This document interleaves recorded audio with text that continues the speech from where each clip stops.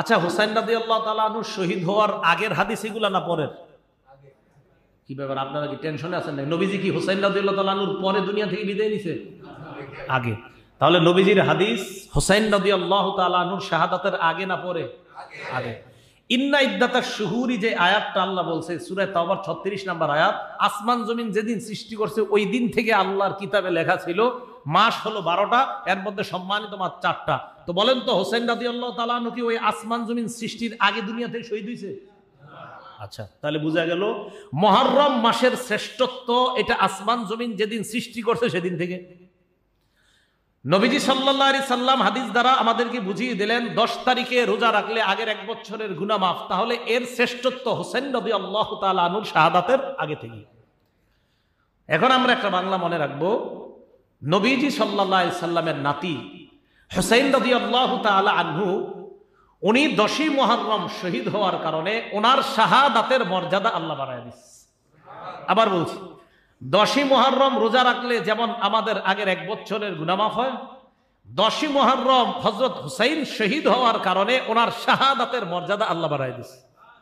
তাহলে বাংলাটা মনে রাখবেন, 10ই মুহররমের মর্যাদা ওনার শাহাদাতের কারণে বাড়ে নাই, বরং 10ই মুহররম উনি শহীদ হওয়ার কারণে ওনার শাহাদাতের মর্যাদা বেড়ে গেছে। আবার বলছি বাংলাটা, 10ই মুহররম হযরত হুসাইন শহীদ হওয়ার কারণে এই 10ই মুহররমের মর্যাদা বাড়ে নাই, 10ই মুহররমের মর্যাদা আগে থেকেই। 10ই মুহররম হুসাইন রাদিয়াল্লাহু তাআলা আনহু শহীদ হওয়ার কারণে ওনার শাহাদাতের মর্যাদা বাড়ছে। তাহলে বাংলা দুইটা বলেন তো, মুহররমের 10 তারিখের মর্যাদা বাড়ছে না শাহাদাতের মর্যাদা বাড়ছে? বিসমিল্লাহির রহমানির রহিম।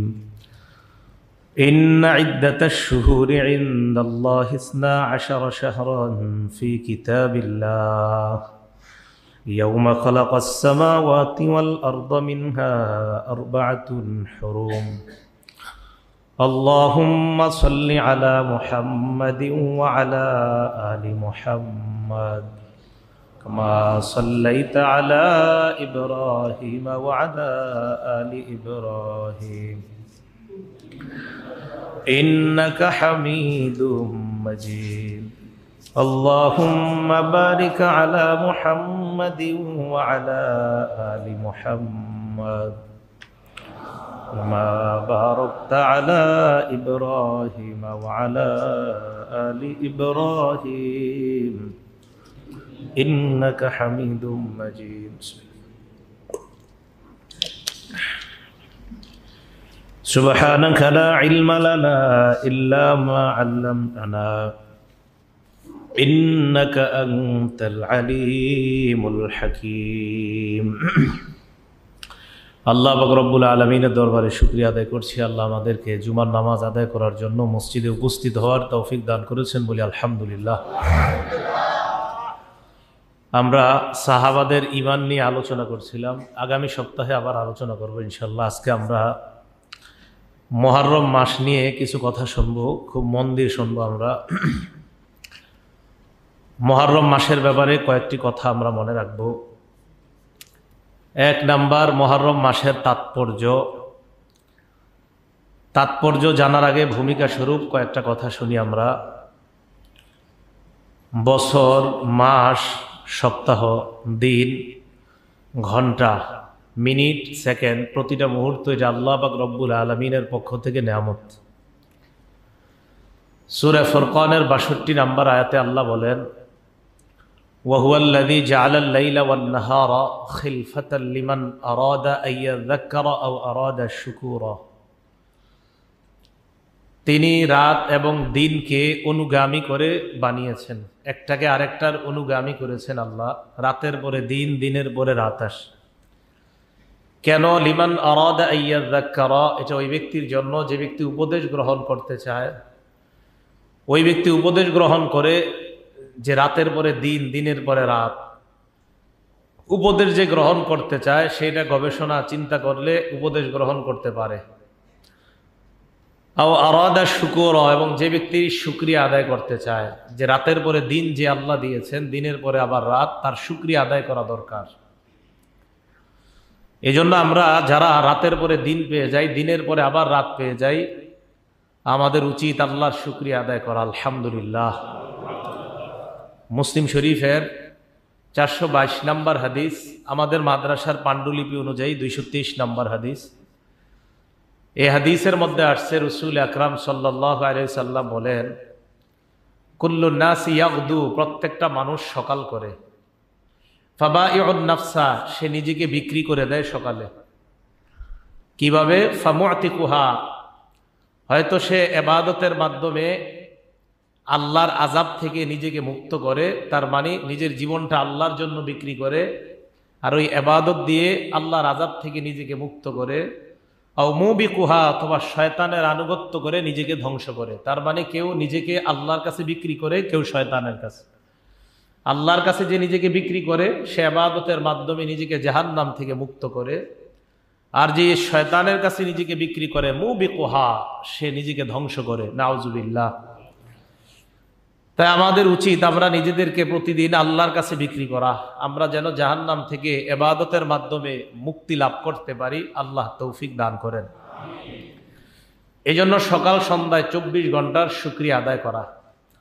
তো 24 ঘন্টার শুকরিয়া আদায় করা, এটা কিভাবে? নবীজি সাল্লাল্লাহু আলাইহি সাল্লাম আমাদেরকে একটা দোয়া শিখিয়ে দিয়েছেন। আবু দাউদ শরীফের 5073 নম্বর হাদিস। এই হাদিসে রাসূল আকরাম সাল্লাল্লাহু আলাইহি সাল্লাম বলেন, মান ক্বালা হিনা ইউসবিহু আল্লাহুম্মা মা আসবাহা বি মিন নি'মা আও বি আহাদিম মিন খালকিকা ফামিনকা ওয়াহদাকা লা শারীকা লাকা ফালাকাল হামদু ওয়া লাকাশ শুকরু। সকালবেলা যে ব্যক্তি এই দোয়াটা পড়বে, আল্লাহুম্মা মা আসবাহা বি মিন নি'মাতিন আও বি আহাদিম মিন খালকিক, আল্লাহ সকালে যে নিয়ামত আপনি আমাকে দিয়েছেন, সকালটাই তো একটা নিয়ামত।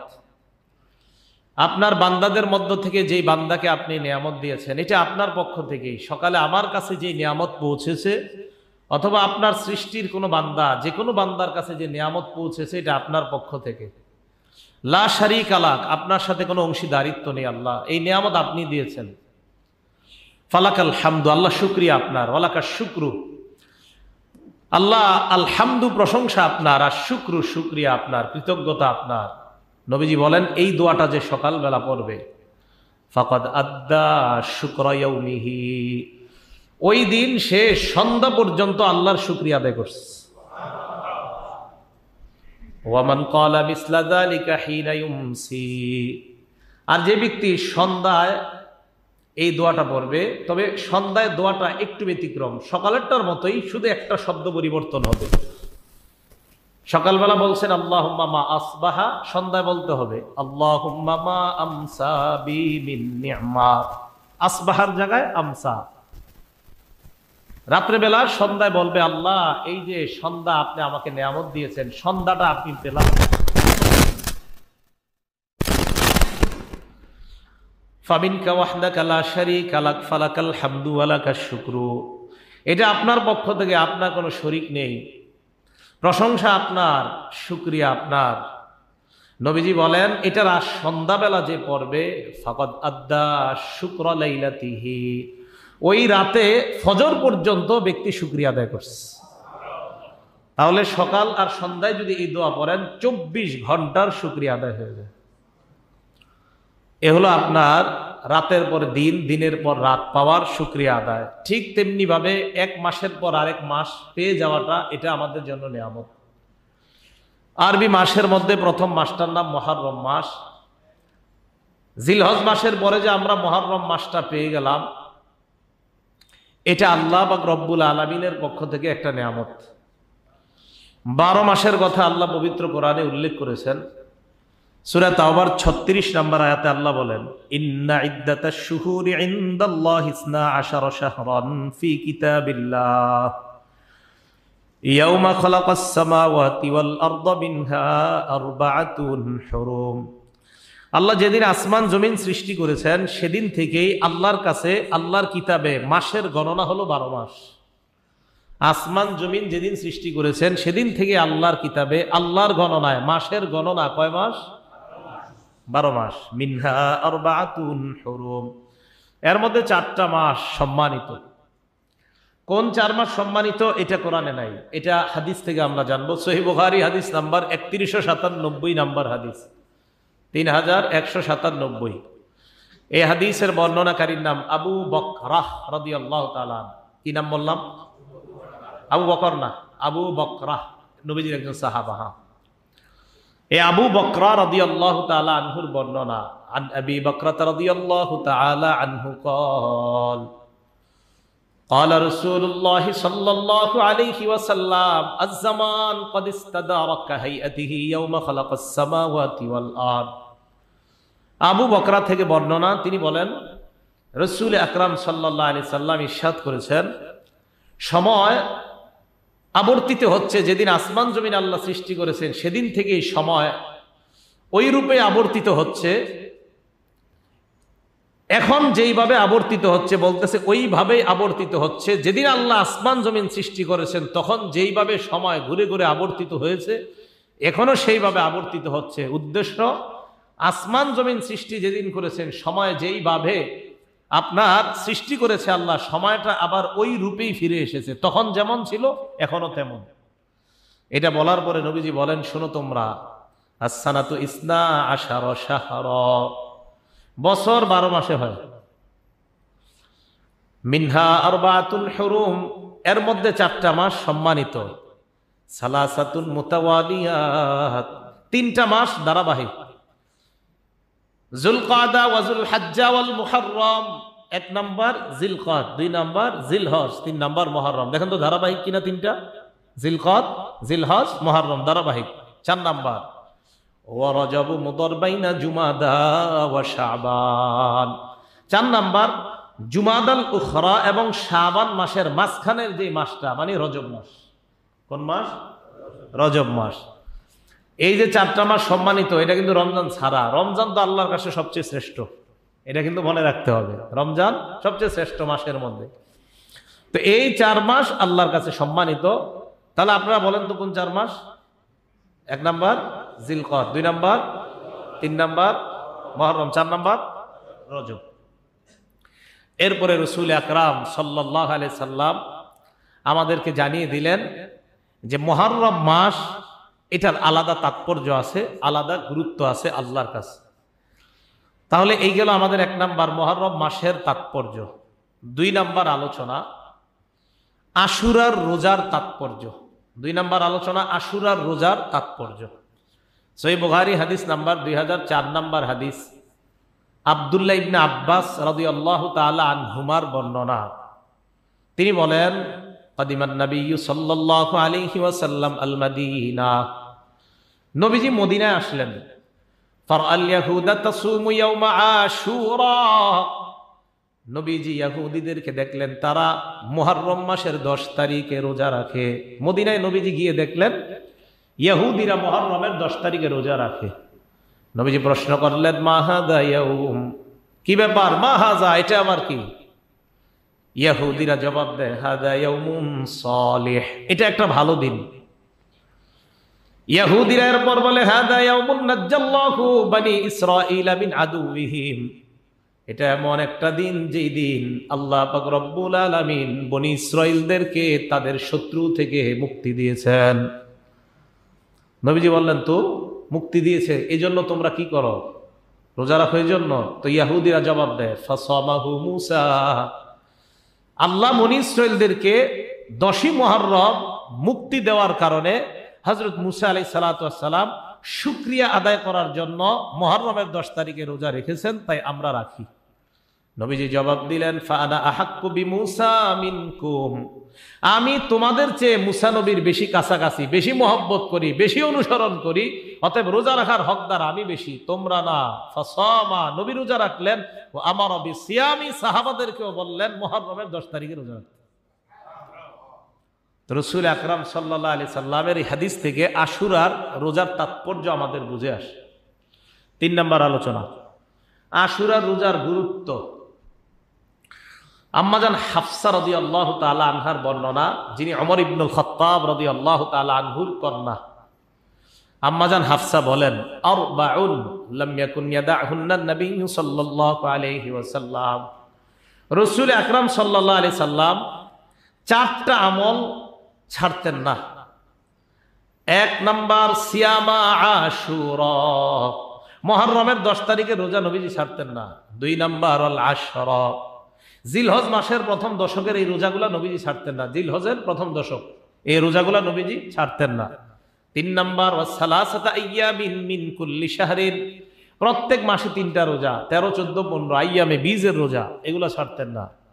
4 নাম্বার ওয়া রাকাতাইনি ক্বাবলা সালাতিল গাদাত, ফজর নামাজের আগে 2 রাকাত সুন্নত কখনো ছাড়তেন না।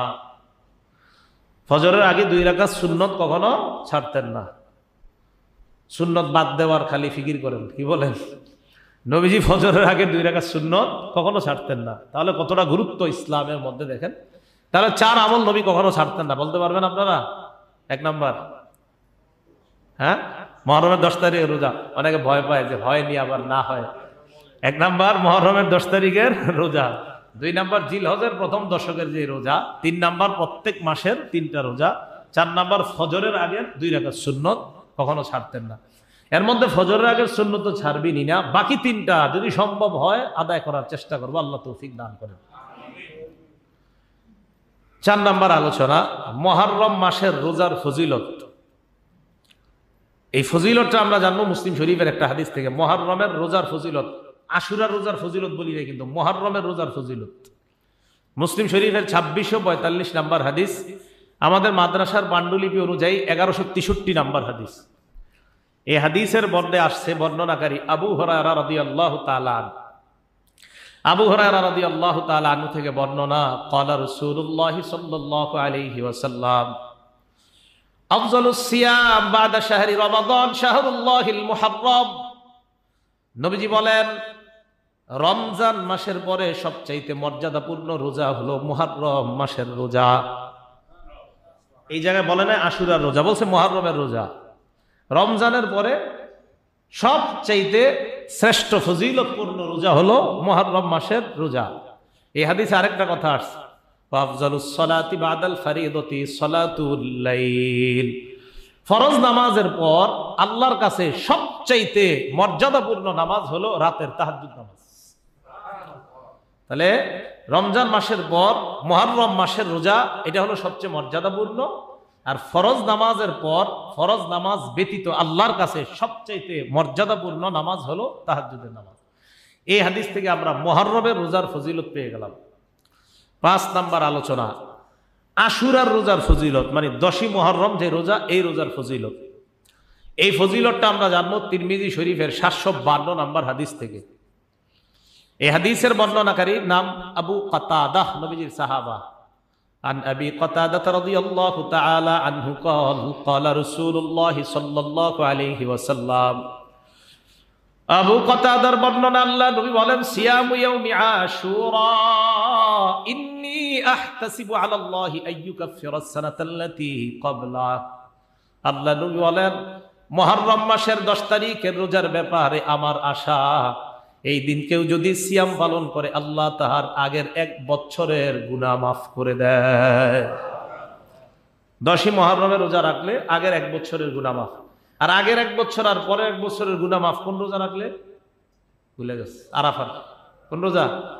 আপনারা ভুলে যান কেন? আরাফার, 9 জিলহজের রোজা। 9 জিলহজের রোজা রাখলে আগের 1 বছরের গুনাহ মাফ, পরের 1 বছরের গুনাহ মাফ। আর 10ই মুহররমের রোজা রাখলে আগের 1 বছরের গুনাহ মাফ। মনে থাকবে কথাগুলা? না, খালি নাটক সিনেমা মনে রাখবেন, এরই মনে রাখবেন না। কষ্ট পায় না, কষ্ট নিয়েন না। আচ্ছা, যাই হোক, এটা বললাম এই কারণে, এইগুলা কেন আমরা মনে রাখি না মুসলমানরা, এগুলো আমাদেরই মনে রাখা দরকার। তো মুহররমের 10 তারিখে রোজা রাখলে আগের 1 বছরের গুনাহ মাফ। 9 জিলহজ মানে আরাফার দিনে রোজা রাখলে আগের 1 বছর, পরে 1 বছরের গুনাহ মাফ। এগুলো 5 নাম্বার কথা। 6 নাম্বার, 10ই মুহররম আমাদের করণীয় কি? আমরা মনে রাখবো আমাদের মূল 10ই মুহররমের 2টা কাজ আমরা গুরুত্ব দিব। অন্যান্য আমল তো ডেলি যা করি এগুলো করবই, এছাড়া 10ই মুহররম গুরুত্ব সহকারে 2টা আমল করব। 1 নাম্বার, সারা দিনটা রোজা অবস্থায় কাটাবো। 2 নাম্বার, বেশি বেশি তওবা করব। 10ই মুহররম 2টি আমলকে আমরা গুরুত্ব দিব। 1 নাম্বার, যদি সম্ভব হয়, যদি কষ্ট না হয়, যদি কোনো ওজর না থাকে, সিয়াম অবস্থায়, রোজা অবস্থায় কাটানো। 2 নাম্বার, তওবা করা বেশি বেশি। রোজা অবস্থায় কাটানো কেন গুরুত্ব দিব এই দিন রোজার জন্য? এটার দলিল সহিহ বুখারী হাদিস নাম্বার 2006 নম্বর হাদিস। এই হাদিসের বর্ণনাকারী আব্দুল্লাহ ইবনে আব্বাস রাদিয়াল্লাহু তাআলা আনহুমা কি বলে দেখেন। আর আব্দুল্লাহ ইবনে আব্বাস রাদিয়াল্লাহু তাআলা আনহুমা قال, আব্দুল্লাহ ইবনে আব্বাস রাদিয়াল্লাহু তাআলা আনহুমার বর্ণনা, আব্দুল্লাহ ইবনে আব্বাস বলেন, মা রাআইতু রাসূলুল্লাহি সাল্লাল্লাহু আলাইহি ওয়াসাল্লাম ইয়াতাহাররা সিয়ামা ইয়াউমিন ফাদ্দালাহু আলা গায়রিহি ইল্লা হাদাল ইয়াউম ইয়াউম আশুরা ওয়া হাদা আশ-শাহর ইয়ানি শাহর রমাদান। আব্দুল্লাহ ইবনে আব্বাস বলেন, দিনের মধ্যে সবচেয়ে গুরুত্ব দিতেন নবী একটা দিনকে, আর মাসের মধ্যে সবচেয়ে গুরুত্ব দিতেন একটা মাস। আব্দুল্লাহ ইবনে আব্বাস বলেন, দিনের মধ্যে সবচেয়ে গুরুত্ব দিতেন যেই দিনটাকে আল্লাহর নবী, সেই দিনটা হলো 10ই মুহররম। আর মাসের মধ্যে সবচেয়ে গুরুত্ব দিতেন যেই মাস, ওই মাসটা হলো রমজানের মাস। তাহলে নবী সবচেয়ে গুরুত্ব দিতেন যেই দিনটাকে, এটা হলো 10ই মুহররম। আর এই 10ই মুহররমের কিসকে গুরুত্ব দিতেন? ইবনে আব্বাস বলেন, সিয়ামা ইয়াউমিন, 10ই মুহররমের রোজাটাকে নবীজি খুব গুরুত্ব দিতেন। আর রমজান মাসের ওই মাসের রোজাকে মাস হিসাবে সবচেয়ে গুরুত্ব দিতেন। তাহলে দিন হিসাবে একটা দিনের রোজাকে গুরুত্ব দিতেন, মুহররমের 10 তারিখের রোজা। আর মাস হিসাবে একটা মাসকে গুরুত্ব দিতেন, সেটা পুরা রমজান মাসটা। তাহলে 1 নাম্বার আমল আমরা পেয়ে গেলাম, ওই দিন সবচেয়ে গুরুত্বপূর্ণ কাজ রোজা রাখা। 2 নাম্বার তওবা করা। তওবার দলিল কোথায় আছে? তিরমিজি শরীফের মধ্যে আছে 741 নম্বর হাদিস। বিসমিল্লাহ। তিরমিজির বর্ণনা 741 নম্বর হাদিস। এই হাদিসের বর্ণনাকারী আলী ইবনে আবি তালিব রাদিয়াল্লাহু তাআলা আনহু। আলী ইবনে আবি তালিব রাদিয়াল্লাহু তাআলা আনহু বলেন, এক ব্যক্তি আমাকে প্রশ্ন করছে, মানে আলী ইবনে আবি তালিবকে এক ব্যক্তি প্রশ্ন করছে। কি প্রশ্ন? আইয়ু শাহরিন তা'মুরুনি আন আসুমা বা'দা রমাদান। আলী ইবনে আবি তালিব বলেন, এক ব্যক্তি আমাকে প্রশ্ন করলেন, রমজান মাস ছাড়া আর কোন মাসে আপনি আমাকে রোজা রাখতে আদেশ করেন? রমজানের রোজা তো রাখবই ফরজ, এটা ছাড়া আর কোন মাসে আমি রোজা রাখবো একটু আমাকে বলেন তো। আলী ইবনে আবি তালিব জবাব দিলেন, মা সামিআতু আহাদান ইয়াসআলু আন হাদা ইল্লা রাজুলান। তুমি যেই প্রশ্নটা আমাকে করছো, আমি এই প্রশ্নটা নবীজিকে কাউকে করতে দেখি নাই এক ব্যক্তি ছাড়া। তুমি আমাকে যে প্রশ্নটা করছো, অবিকল এই প্রশ্নটা আল্লাহ রসুলকে আমার জানা মতে একজন মানুষকে করতে দেখছি। হযরত আলীকে প্রশ্ন করছে, রমজান ছাড়া কোন মাসে আমি রোজা রাখবো বলেন তো। হযরত আলী কয়, তুমি যে প্রশ্নটা করছো, এক ব্যক্তি নবীজিকে এই প্রশ্নটা করছে, আমার জীবনে দেখা আর কেউ নবীকে এই প্রশ্নটা করে নাই। নবীজিকেও অবিকল এই প্রশ্ন করছে এক ব্যক্তি। কি? নবীজিকে প্রশ্ন করছে, আইয়ু শাহরিন তা'মুরুনি আন আসুমা বা'দা শাহরি রমাদান। ইয়া রাসূলুল্লাহ, রমজান মাস ছাড়া আপনি আমাকে কোন মাসে রোজা রাখতে বলেন? আল্লাহ নবী জবাব দিলেন, ইন কুনতা সাইমান বা'দা শাহরি রমাদান ফাসুমিল মুহররম। যদি তুমি রমজান মাস ছাড়া অন্য কোন মাসে রোজা রাখতে হয়, তাহলে তুমি মুহররম মাসের রোজা রাখো। ফাইন্নাহু শাহরুল্লাহ, মুহররম মাসটা হলো আল্লাহর সম্মানিত মাস। এখন কি করে দেখেন, ফিহি ইয়াউমুন, এই মাসের মধ্যে একটা দিন আছে 10ই মুহররম। এই দিনে তাবাল্লাহু ফিহি আলা কওমিন, এই দিনে আল্লাহ এক সম্প্রদায়ের তওবা কবুল করেছেন। আমি নবীর আশা ওয়াতুবু ফিহি আলা কওমিন আখরিন, কিয়ামত পর্যন্ত অন্যান্য জাতির তওবা আল্লাহ কবুল করবেন। তাহলে আমাদের তওবা আল্লাহ কবুল করবে আশাবাদী নবীজি। তাই আমরা পেয়ে গেলাম 2টা আমল, 1 রোজা রাখা, 2 নাম্বার তওবা করা। এগুলো 6 নাম্বার আলোচনা। 7 নাম্বার আলোচনা, কোন দিন রোজা রাখা উত্তম? 9-10 নাকি 10-11? প্রথম কথা, 9-10 রোজা রাখা উত্তম। এই সপক্ষে কয়েকটা দলিল নেন। 1 নাম্বার দলিল তিরমিজি শরীফের 755 নাম্বার হাদিস। এই হাদিসের বর্ণনাকারী আব্দুল্লাহ ইবনে আব্বাস রাদিয়াল্লাহু তাআলা আন, তিনি বলেন, আমার রাসূলুল্লাহ সাল্লাল্লাহু আলাইহি ওয়াসাল্লাম বিসাওমি ইয়াউমি আশুরা। রাসূল আকরাম সাল্লাল্লাহু আলাইহি সাল্লাম আশুরার দিনে রোজা রাখার আদেশ করেছেন। তাহলে 10ই মুহররমের কথা পাইলাম। হাদিসের শেষে ইবনে আব্বাস বলেন, সুমুত তাসিআ ওয়াল আশিরা, তোমরা রোজা রাখো 9 তারিখে এবং 10 তারিখে। এই হাদিসের শেষে আসে সুমুত তাসিআ ওয়াল আশিরা, তোমরা 9 তারিখে রোজা রাখো এবং 10 তারিখে রোজা রাখো। তাহলে এই হাদিসের মধ্যে আমরা পাইলাম 9-10 রোজা রাখা। আচ্ছা দেখেন, আরেকটু গুরুত্ব সহকারে 9-10-এর কথা আসে। মুসলিম শরীফের 2556 নম্বর হাদিস, আর আমাদের মাদ্রাসার পাণ্ডুলিপি অনুযায়ী 1134 নম্বর হাদিস। এই হাদিসের মধ্যে আসছে রাসূল আকরাম সাল্লাল্লাহু আলাইহি সাল্লাম আশুরার দিন রোজা রাখলেন। মন দিয়ে শোনেন, এটা আব্দুল্লাহ ইবনে আব্বাসের বর্ণনা। 4টা বর্ণনা করব, সব আব্দুল্লাহ ইবনে আব্বাসের বর্ণনা। তো আব্দুল্লাহ ইবনে আব্বাস রাদিয়াল্লাহু তাআলা আনহুমার বর্ণনা, তিনি বলেন, হিনা সামা রাসূলুল্লাহ সাল্লাল্লাহু আলাইহি ওয়াসাল্লাম ইয়াউমা আশুরা, আশুরার 10 তারিখে আল্লাহর নবী রোজা রাখলেন। রাখার পর আমারা বিসিয়ামিহি, সাহাবাদেরকে রোজা রাখতে আদেশ করলেন। ফাকালু, সাহাবারা বললেন, ইয়া রাসূলুল্লাহ হাদা ইয়াউমুন তুআজ্জিমুহুল ইয়াহুদু ওয়ান নাসারা, হুজুর এটা এমন একটা দিন যেই দিনটাকে ইহুদি খ্রিস্টানরা সম্মান করে। আল্লাহ নবী বললেন, তাই নাকি? কয় হ্যাঁ। নবীজি বললেন, শোনো, ফাইদা কানাল আমুল মুকবিল, আগামী বছর যদি আমরা দুনিয়ার মধ্যে থাকি, আগামী বছর যখন আসবে, সুমনাল ইয়াউমাত তাসিআ, আমরা 9 তারিখেও রোজা রাখবো। সুবহানাল্লাহ।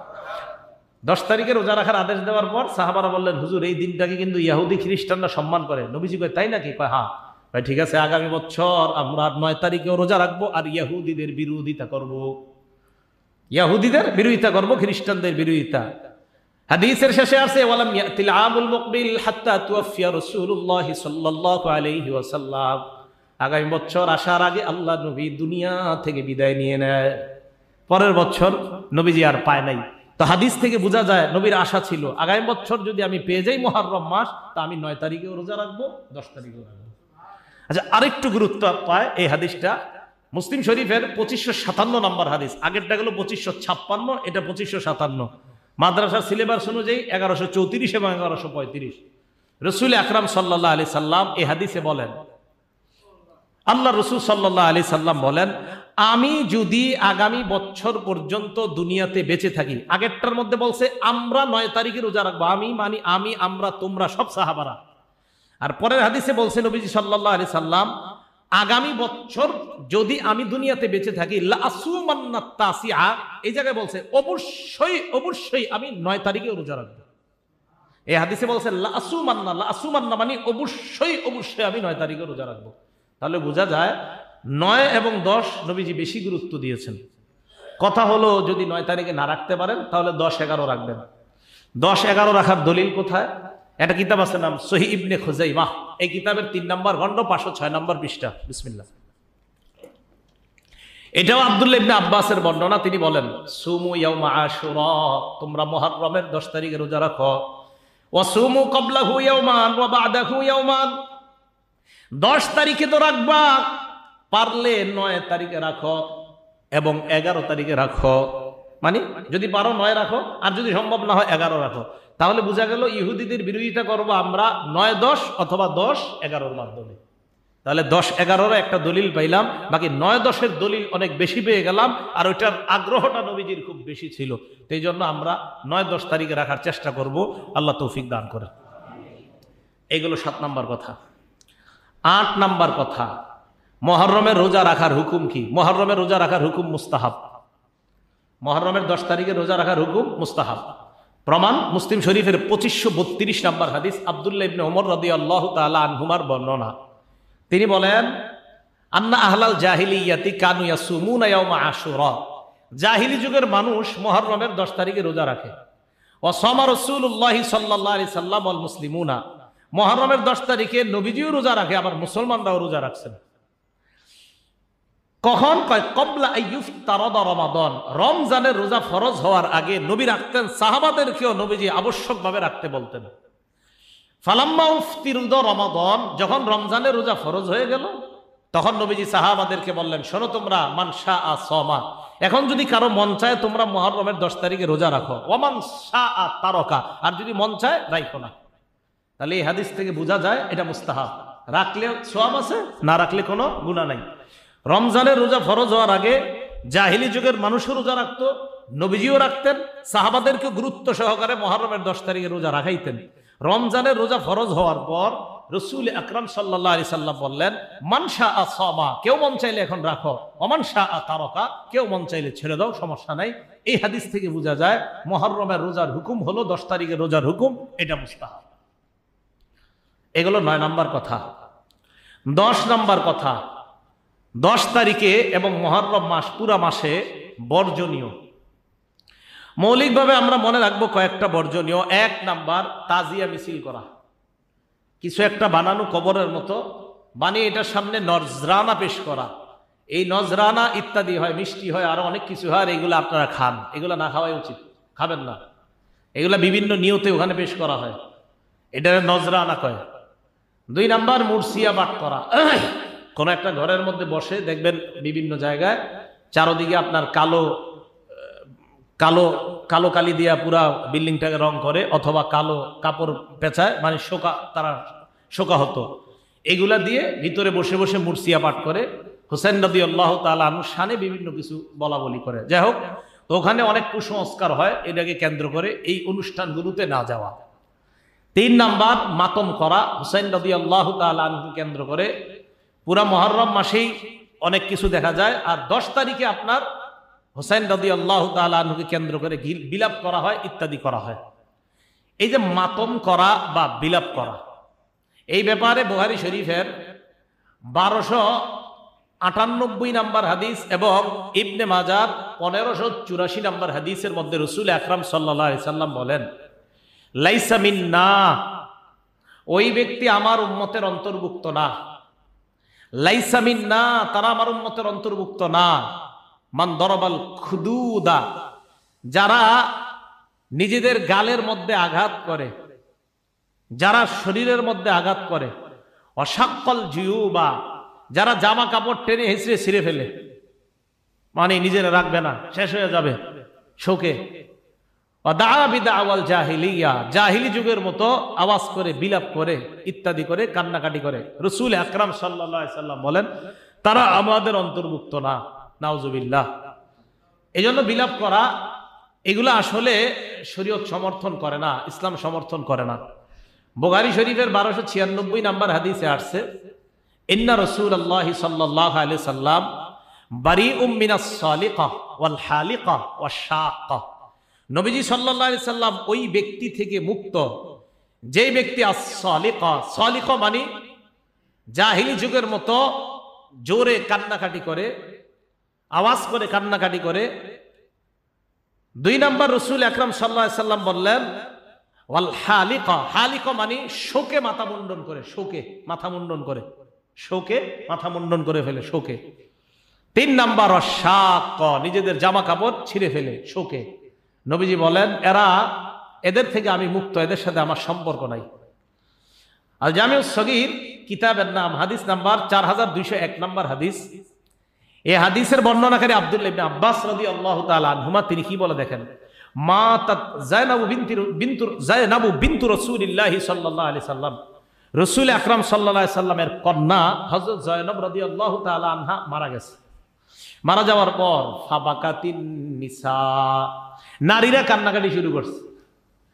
হযরত ওমর ফারুক যখন নারীদের জোরে জোরে কান্নাকাটির শব্দ পাইলেন, ফাজাআলা উমারু ইয়াদরিবুহুন্না বিসাউতিহি, চাবুক দিয়া হযরত ওমর এইভাবে মাথায় গিয়ে ধরছে সবগুলার, এই চুপ, সব চিল্লাচিল্লি করতেছে, চাবুক ধরছে, কি সমস্যা কি? আল্লাহর রাসূল হযরত ওমরকে দেখার পর বললেন, মাহলান ইয়া ওমর, ওমর একটু নরম হও, একটু থামো। এবার আল্লাহ রাসূল বললেন, নারী সম্প্রদায় সহ সারা দুনিয়ার মুসলমান আমাদেরকে আল্লাহর নবী জানায় দেয়, শোনো তোমরা, মাহমা কানা মিনাল আইন ওয়াল কাল, চোখের পানি যদি অটোমেটিক চোখ থেকে বের হয় আর অন্তর থেকে বের হয়, ফামিনাল্লাহ ওয়া মিনার রাহমা, এই চোখের পানি এটা আল্লাহর পক্ষ থেকে এবং এটা দয়ার কান্না। অটোমেটিক যদি চোখের পানি আসে দিল থেকে, যদি আসে, এটা আল্লাহর পক্ষ থেকে এবং এটা আল্লাহর পক্ষ থেকে দয়া, এটা দয়ার কান্না। ওয়া মাহমা কানা মিনাল লিসান ওয়াল ইয়াদ, আর যে চোখের পানি জবান সহকারে হয়, জবান সহকারে মানে জিহ্বার মাধ্যমে, মুখের মাধ্যমে অনেক উল্টা পাল্টা কথা বলে আর জোরে জোরে চিৎকার করে, আল্লাহ আমার মারে দেখলাম, আমার বাবারে দেখলাম, মাবুদ কারবালার প্রান্তরে হুসাইনকে কিভাবে নির্মম ভাবে শহীদ করলো, ইত্যাদি শব্দ বলে বলে যদি জোরে কেউ কান্নাকাটি করে, নবীজি বলেন, জবানের থেকে যদি হয় আর হাত থেকে, শরীরের মধ্যে আপনি রক্তাক্ত করলেন। একদিক দিয়ে জবানে বললেন, হ্যাঁ জবানে কিন্তু বলে, একটা শব্দ বলে, যাই হোক এই শব্দ আমি মসজিদেও বলতে চাই না, একটা শব্দ জবানে বলে আর আঘাত করে শরীরে। তো বলতেছে মিনাল লিসান, একটা জবান, সাথে সাথে ওয়াল্লিয়াদ, কয় হাত কাজ করে কি আমি নিজের রাখবো না। তো আমি নিজের রাখবো না তো শুধু হাতের, এখন তো নিজের না রাখতে গিয়ে একদম শরীর রক্তাক্ত করে ফেলে। তো নবীজি বলেন ফামিনাশ শাইতান, এটা শয়তানের পক্ষ থেকে। এটা কার পক্ষ থেকে? শয়তানের। এটা শয়তানের। ভাই আমার রাসূল সাল্লাল্লাহু আলাইহি সাল্লাম বলেছেন, বিশ্বাস করেন এটা। তো রাসূল সাল্লাল্লাহু আলাইহি সাল্লাম এটা শয়তানের পক্ষ থেকে। তো নবীজি সাল্লাল্লাহু আলাইহি সাল্লাম নারীদেরকে বললেন ইয়াকুন্না ওয়া নাঈকাশ শাইতান, এই নারী সম্প্রদায় জোরে জোরে বিভিন্ন শব্দের মাধ্যমে বলে বলে বিলাপ করে কান্নাকাটি, এগুলো শয়তানের কান্না, এগুলো থেকে তোমরা বাঁচো। আল্লাহ আমাদের সকলকে, মা বোনদেরকে সহ, এই মুহররম মাসকে কেন্দ্র করে আবার যারা বিলাপ কান্নাকাটি ইত্যাদির মাধ্যমে শরীয়ত বহির্ভূত কর্মকাণ্ড করে, সকলে যেন এই ধরনের গর্হিত কাজ থেকে আমরা বেঁচে থাকতে পারি, আল্লাহ তৌফিক দান করে। এটা হলো আপনার তাহলে মাতম, বিলাপ ইত্যাদি এগুলা করা যাবে না। 4 নাম্বার, 3 নাম্বার গেল আপনার মাতম করা যাবে না। 4 নাম্বার, মুহররমের 10 তারিখে কোনো পিপাসার্ত ব্যক্তিকে পানি পান করানো, এই নিয়তে আহারে কারবালার প্রান্তরে হোসেন রাদিয়াল্লাহু তাআলা আনহু সহ 70-71 জন ছিল, তাদেরকে তারা পানি দেয় নাই পাষণ্ডরা। তাই এই দিনে আপনি এই মনে করে পিপাসার্তকে পানি পান করানো তো খুব সওয়াবের কাজ। আজকে করান, আজকে জুমার নামাজের পরে মুসল্লিদেরকে শরবত খাওয়ান আপনি, আজকে করান আপনি পানি পান। তো মুহররম দিনকে ধার্য করা, এই নিয়ত করে যে ওই দিন কষ্ট দিছে তাই আজকে পানি পান করাই, এটা একদম সম্পূর্ণ ইসলাম বহির্ভূত কাজ, ইসলাম এটাকে সমর্থন করে না। এ হলো 4 নাম্বার। 5 নাম্বার, ওই দিনকে কেন্দ্র করে সিন্নি, খিচুড়ি ইত্যাদি নজরানা পেশ করা, পাকানো, ওই দিনকে কেন্দ্র করে যে বিভিন্ন নিয়ত করে, মান্যত করে ইত্যাদি ইত্যাদি, আহারে এই দিন এই হয়েছে সেই হয়েছে, এগুলাকে কেন্দ্র করে খিচুড়ি পাকায়। তো ওই দিনে এমনি তো খিচুড়ি পাকানো খারাপ কিছু না, এটা ভালো। এখন কি করে ওই দিন বিভিন্ন মানুষ, আল্লাহ ভালো জানে কার কি নিয়ত থাকে, এই সমস্ত নিয়ত করে খিচুড়ি পাকায়। তো আমি আপনাদেরকে পরামর্শ দিই, আপনাদের বাসায়ও পাঠানো হয়, খাবেন না। আপনাদের অনেকের বাসায় দিন দেওয়া হয়, আপনারা খায়েন না, প্রয়োজন নেই। আপনি মন চাইলে আপনি নিজে ভালো কিছু রান্না করে খান, আল্লাহর নামে জবাই করেন, গরু জবাই করেন, আল্লাহর নামে পশু জবাই করে খান আপনি, কিন্তু কার কি নিয়ত থাকে ওই দিন আল্লাহ ভালো জানে। এই 5 নাম্বার, কোন নিয়ত ইত্যাদি কুসংস্কার মনে রাখা কিছু পাকানো, এটা 5 নাম্বার ওই দিন নিষেধ। 6 নাম্বার, মুহররম মাসে বাচ্চাদেরকে রাস্তায় ছেড়ে দেওয়া হয় খালি পায়ে হাঁটার জন্য, খালি পায়ে হাঁটার জন্য, এবং এটাকে বরকত মনে করা হয়। আল্লাহ জানে কোত্থেকে আসছে এই নিয়ম, এটাকে কিভাবে বরকত মনে করে, আমার বুঝান। খালি পায়ে হাঁটলে বরকত হবে, আর এই সন্তানের নাকি বরকত হবে। আমার মন চায় খালি দেখতে যে যারা মুহররমের এই 10 তারিখ পর্যন্ত খালি পায়ে হাঁটে, এদের আপনি যাদেরকে চিনেন, বড় হওয়ার পরে আমার সাথে একটু পরিচয় করায় দেন, আমি দেখতে চাই উনি কি হয়েছে ভবিষ্যতে, যে ওইভাবে খালি পায়ে হাঁটার কারণে ওনার জীবনে কি কি হয়েছে, আমি এরকম একজন লোক দেখতে চাই। এ হলো 6 নাম্বার, গর্হিত কাজ। 7 নাম্বার, ঢোল তবলা পিটানো নিষেধ। ঢোল তবলা পিটানো নিষেধ। এটার মিটার প্রথম দিন মুহররমের 1 তারিখ থেকে আস্তে আওয়াজে হয়, 7 তারিখে গিয়ে মোটামুটি বাড়ে, 8 তারিখে আরো বাড়ে, 9 তারিখে কিন্তু পুরো আপনার অবস্থা খারাপ। এটার আওয়াজের মিটারটা 9 তারিখে আপনার একদম মনে হয় যে আকাশ বাতাস একদম সব ধ্বংস করে দিবে এই ঢোলের আওয়াজ। সিলসিলাতুস সহিহা কিতাবের নাম 427 নম্বর হাদিস। রাসূল আকরাম সাল্লাল্লাহু আলাইহি সাল্লাম বলেন, সাউতানে মালউনান, 2টি আওয়াজ অভিশপ্ত। কয়টি আওয়াজ অভিশপ্ত? এটা মুখস্থ করেন আমার সাথে, বলেন তো কয়টি আওয়াজ অভিশপ্ত? এটা সবাইরে শোনায়া দিবেন। এই 2টি আওয়াজের প্রথম আওয়াজটি আপনাদের অনেকের মাঝেই হয়, আপনারা মনে করেন না যে আপনারা করেন না, দেখেন তো করেন কিনা। 1 নাম্বার, সাউতু মিজমারিন ইনদা নি'মাহ, বিয়ের সময়, গায়ে হলুদের সময় বিভিন্ন গান, ডেক সেট, বাদ্য বাজানো, এটা হলো 1 নাম্বার অভিশপ্ত আওয়াজ। এটা তো আপনাদের মাঝে নাই। 1 নাম্বার, সাউতু মিজমার ইনদা নি'মাহ, আনন্দের সময়, নেয়ামতের সময়, ভালো কিছু পাইলে, ভালো কিছু করার সময় ঢোল তবলা পিটানো, গান বাদ্য ইত্যাদি করা, গানের আওয়াজ করা, সাতটাকে ফাটায় ফেলা গানের মাধ্যমে, এটা হলো 1 নাম্বার আওয়াজ, এটা অভিশপ্ত আওয়াজ। 2 নাম্বার, ওয়াসাউতু ওয়াইলিন ইনদা মুসিবা, বিপদের সময় আরেকটা আওয়াজ, ধ্বংসের আওয়াজ। বিপদের সময় ধ্বংসের আওয়াজ করা, এটা অভিশপ্ত। বিপদ কি? ওই যে কেউ মারা গেলে আল্লাহ আপনি আজরাইল আর কারো ঘরে পাঠাইতে পারলেন না, আমার ঘরে পাঠাইছেন। তো আজরাইল তো আপনার এটা বলে সবাই, আর মুহররম মাসে হুসাইন রাদিয়াল্লাহু তাআলা আনহু কেন্দ্র করে, সেখানে যদি এই হইতো সেই হইতো, তো নিজেদেরকে শেষ করে দেয়। তো এই দেখেন এখনো নিজেদেরকে শেষ করে। তো ইমাম হযরত হুসাইন রাদিয়াল্লাহু তাআলা আনহুর শাহাদাত এটা অবশ্যই আমাদের জন্য কষ্টের এবং এটা একটা মুসিবত, কোনো সন্দেহ নাই। কিন্তু এই মুসিবতের সময় যে আওয়াজটা করা হয় এটা নিঃসন্দেহে অভিশপ্ত আওয়াজ। এটা কি আওয়াজ? অভিশপ্ত, এটা মুসিবত। নবীজি বলছেন মুসিবতের সময় ধ্বংসের ইত্যাদি শব্দ বলা, নিজেদেরকে রক্তাক্ত করা, নিঃসন্দেহে এটা অভিশপ্ত আওয়াজ। তাহলে দুটি আওয়াজ অভিশপ্ত। নেয়ামতের সময়, আনন্দ উপভোগ করার সময় আওয়াজ করা, ঢোল তবলা পিটানো, এটা অভিশপ্ত আওয়াজ। 2 নাম্বার, বিপদের সময়, মুসিবতের সময় বিভিন্ন কুসংস্কারমূলক শব্দ মুখ দিয়ে বলা, এটা অভিশপ্ত আওয়াজ। এই 2 অভিশপ্ত আওয়াজ করা থেকে, শোনা থেকে আল্লাহ আমাদেরকে হেফাজত করেন। এগুলো আপনার 10 তারিখ এবং পুরা মুহররম মাসের বর্জনীয়। 11 নাম্বার আলোচনা, মুহররম মাসের এই 10 তারিখে যেই ঘটনা কেন্দ্র করে যা হয়। প্রথম কথা হলো একটা বাংলা আপনারা মনে রাখবেন, এই যে আমি এতক্ষণ আপনাদেরকে মুহররমের রোজার ফজিলত বললাম, মুহররম মাসের তাৎপর্য বললাম, মুহররম মাসটা যে আল্লাহর কাছে সম্মানিত, কোরআন থেকে আমরা বললাম, নবীজি বলছেন, হাদিসে বলছেন। আচ্ছা, হুসাইন রাদিয়াল্লাহু তাআলা আনহু শহীদ হওয়ার আগের হাদিস এগুলা না পরের? কি ব্যাপার, আপনারা কি টেনশনে আছেন নাকি? নবীজি কি হুসাইন রাদিয়াল্লাহু তাআলা আনহুর পরে দুনিয়া থেকে বিদায় নিছে? আগে। তাহলে নবীজির হাদিস হুসাইন রাদিয়াল্লাহু তাআলা আনহুর শাহাদাতের আগে না পরে? আগে। ইন্না ইদ্দাতাশ শুহুরি যে আয়াতটা আল্লাহ বলছে সূরা তাওবার 36 নম্বর আয়াত, আসমান জমিন যেদিন সৃষ্টি করছে ওই দিন থেকে আল্লাহর কিতাবে লেখা ছিল মাস হলো 12টা, এর মধ্যে সম্মানিত মাস 4টা। তো বলেন তো, হুসাইন রাদিয়াল্লাহু তাআলা আনহু কি ওই আসমান জমিন সৃষ্টির আগে দুনিয়া থেকে শহীদ হয়েছে? আচ্ছা, তাহলে বোঝা গেল মুহররম মাসের শ্রেষ্ঠত্ব এটা আসমান জমিন যেদিন সৃষ্টি করছে সেদিন থেকে। নবীজি সাল্লাল্লাহু আলাইহি সাল্লাম হাদিস দ্বারা আমাদেরকে বুঝিয়ে দিলেন 10 তারিখে রোজা রাখলে আগের 1 বছরের গুনাহ মাফ। তাহলে এর শ্রেষ্ঠত্ব হুসাইন রাদিয়াল্লাহু তাআলা আনহুর শাহাদাতের আগে থেকে। এখন আমরা একটা বাংলা মনে রাখবো, নবীজি সাল্লাল্লাহু আলাইহি সাল্লামের নাতি হুসাইন রাদিয়াল্লাহু তাআলা আনহু, উনি 10ই মুহররম শহীদ হওয়ার কারণে ওনার শাহাদাতের মর্যাদা আল্লাহ বাড়ায় দিয়েছে। আবার বলছি, 10ই মুহররম রোজা রাখলে যেমন আমাদের আগের 1 বছরের গুনাহ মাফ হয়, 10ই মুহররম হযরত হুসাইন শহীদ হওয়ার কারণে ওনার শাহাদাতের মর্যাদা আল্লাহ বাড়ায় দিয়েছে। তাহলে বাংলাটা মনে রাখবেন, 10ই মুহররমের মর্যাদা ওনার শাহাদাতের কারণে বাড়ে নাই, বরং 10ই মুহররম উনি শহীদ হওয়ার কারণে ওনার শাহাদাতের মর্যাদা বেড়ে গেছে। আবার বলছি বাংলাটা, 10ই মুহররম হযরত হুসাইন শহীদ হওয়ার কারণে এই 10ই মুহররমের মর্যাদা বাড়ে নাই, 10ই মুহররমের মর্যাদা আগে থেকেই। 10ই মুহররম হুসাইন রাদিয়াল্লাহু তাআলা আনহু শহীদ হওয়ার কারণে ওনার শাহাদাতের মর্যাদা বাড়ছে।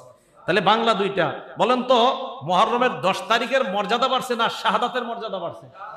মাশাআল্লাহ, তো বুঝে আসছে। তাহলে শাহাদাতের মর্যাদা বেড়ে গেছে ওই দিন উনি শহীদ হওয়ার কারণে। এখন ঘটনা হলো, এই দিনকে কেন্দ্র করে যা হচ্ছে এগুলা কিভাবে শুরু হলো দুনিয়াতে। এখন আমি আপনাদেরকে বলি, আপনারা হয়তো অনেকে হয়তো কষ্ট পেতে পারে যে হুজুর, এটা কোনো কথা, কত বিশাল একটা জামাত এই দিনটাকে কেন্দ্র করে ওনাকে মহব্বত করে। আমি তো বলছি, যদি এরা শরীয়ত সমর্থন করে, আপনি করেন, আমরাও করব। শরীয়ত সমর্থন করলে আমি করবো, আপনারা করেন। কিন্তু দেখেন এটার ইতিহাস। নবীজি সাল্লাল্লাহু আলাইহি সাল্লাম দুনিয়া থেকে বিদায় নিলেন। বিদায় নেওয়ার প্রায় 50 বছর পর 61 হিজরির 10ই মুহররম হুসাইন রাদিয়াল্লাহু তাআলা আনহু শহীদ হয়। নবীজি সাল্লাল্লাহু আলাইহি সাল্লাম দুনিয়া থেকে বিদায় নিলেন, বিদায় নেওয়ার 50, তাহলে বিদায় নেওয়ার 50 বছর পর হিজরি হয় আপনার 60 বা 61। তো যাই হোক, 61 হিজরির 10ই মুহররম হুসাইন রাদিয়াল্লাহু তাআলা আনহু শাহাদাত বরণ করেন।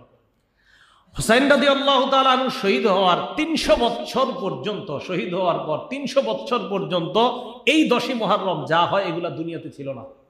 কয়শো বছর? তাহলে কিভাবে হলো? সর্বপ্রথম ইরাকের বাগদাদে মুইজুদ্দৌলা নামে এক ব্যক্তি 352 হিজরিতে এই 10ই মুহররমের হুসাইন রাদিয়াল্লাহু তাআলা আনহুকে কেন্দ্র করে এই মাতমের সূচনা করে।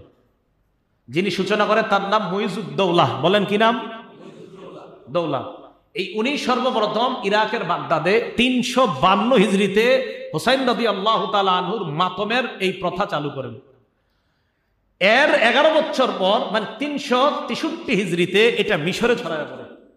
আস্তে আস্তে পুরা দুনিয়াতে ছড়াইছে। এবার আপনাদেরকে আমি বলি, হুসাইন রাদিয়াল্লাহু তাআলা আনহু শহীদ হয়েছে কত হিজরিতে? 61 হিজরি, 10ই মুহররম। উনি শাহাদাতের প্রায় 300 বছর পর 352 হিজরিতে সর্বপ্রথম কোথায় এটার আবিষ্কার হয়? ইরাকের বাগদাদে। যিনি আবিষ্কার করে তার নাম কি? মুইজুদ দৌলা। এর প্রায় 11 বছর পর মানে 363 হিজরিতে এটা মিশরে ছড়ায় পড়ে। এরপরে আস্তে আস্তে দুনিয়াতে ছড়িয়ে পড়ছে। তাহলে হুসাইন রাদিয়াল্লাহু তাআলা আনহু শাহাদাতের 300 বছর পর্যন্ত যদি এই ইতিহাস দেখাইতে পারেন তো দেখান। এরপর যিনি এটা আবিষ্কার করলেন তখন থেকে এটার প্রথাটা চালু হয়। আমাদের দেশের অনেক মানুষ না বুঝে না জেনেও অনেকে এই প্রথাগুলোর মধ্যে নিজেদেরকে জড়িয়ে নেয়। আল্লাহ আমাদের সকল মুসলমানদেরকে ঈমান আমল হেফাজত করার তৌফিক দান করেন। এখন এইটা তো বললাম আমি আমার কথা, এটা তো আমাদের কিতাবের লেখার কথা বললাম। তো আপনারা অনেকে বলবেন এটা আপনারা হুজুররা নিজেরা লেখছেন। এখন দেখি আমরা শিয়া সম্প্রদায়ের কোন লেখক কি লেখছে, এটা তো আমাদের কথা। তো ওনাদের লেখক কি লেখছে দেখেন। শিয়া সম্প্রদায়ের একজন লেখকের নাম সৈয়দ আমির আলী। কি নাম বলেন? কি নাম? ওনার একটা বই আছে নাম the history of Islam, the spirit of Islam, the spirit of Islam. এটা ওনার একটা লেখা। তো এটার মধ্যে উনি আলোচনা করছেন যে এই যে 10ই মুহররম এটাকে যে আমরা পালন করি, মানে উনি একজন শিয়া সম্প্রদায়ের লেখক। তো 10ই মুহররম আমরা যে এটা পালন করি উনি নিজেই লিখতেছেন ওইটা যিনি আবিষ্কার করেছে সূচনা করেছে তার নাম মুইজুদ দৌলা। তা আমরা হুজুররাও বললাম তার নাম মুইজুদ দৌলা, শিয়া সম্প্রদায়ের লেখক উনিও বললেন তার নাম মুইজুদ দৌলা। তাহলে পার্থক্য আছে? নাই, ওনারাও মেনে নিয়েছেন। এবং উনি ওই জায়গায় লেখছেন হি ওয়াজ আ শিয়া, সে একজন শিয়া ছিল। উনি ওখানে ইংরেজিতে লেখছে যে মুইজুদ দৌলা অলসো ইনস্টিটিউট দ্য ইয়াউমে আশুরা, দ্য ডে অফ মর্নিং।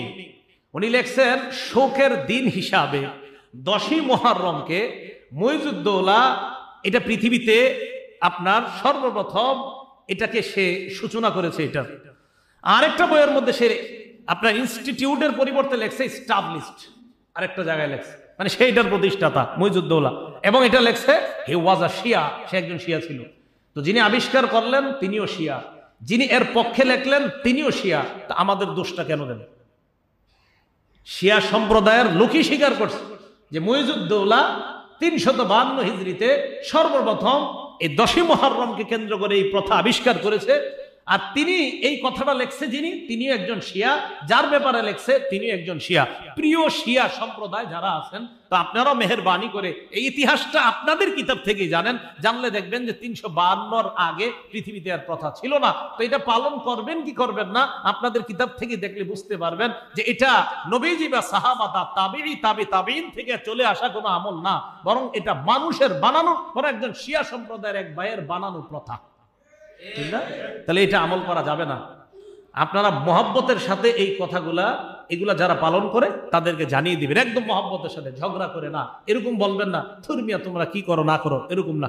সুন্দরভাবে মহব্বতের সাথে বুঝিয়ে দেন ভাই তুমি যা করছো এটা ইতিহাসটা একটু জেনে শুনে করো।